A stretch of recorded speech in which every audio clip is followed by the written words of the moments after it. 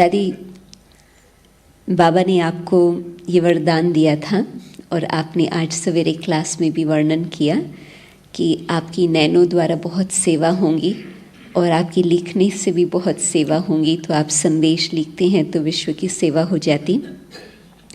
परंतु जो नैनों की भाषा है, बाबा नैनों की भाषा हमको क्या सिखानी चाहता?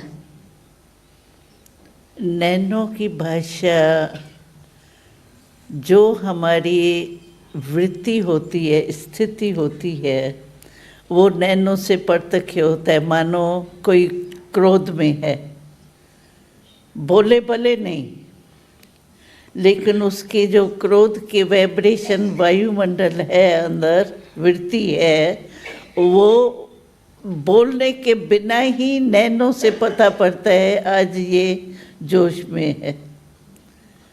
तो नैन जो है वो अंदर की वृत्ति जो है वो प्रसिद्ध कर देते हैं। तो हमको बाबा ने जो वृत्ति दी है वो दी है एकदम आत्म अभिमानी की। तो आँखों से भी, नैनों से वो जो स्थिति अंदर की है वो वाइब्रेशन दूसरों को भी पहुँचता है। तो दृष्टि की तो बड़ी महिमा है, क्योंकि दृष्टि से ऋषि मुनि जो थे वो दृष्टि से सांप को भी शांत कर देते थे। तो हमारी दृष्टि तो परमात्म दृष्टि है, उसमें तो बहुत ताकत है।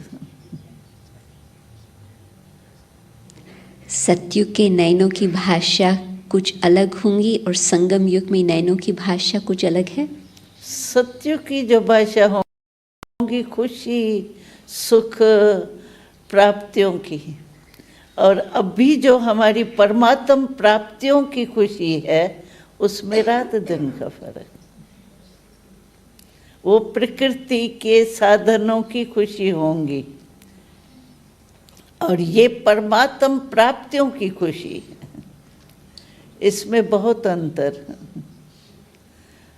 वो तो कामन खुशी हो गई, लेकिन ये अभी संगम युग की जो खुशी है वो परमात्मा द्वारा जो प्राप्त होती है।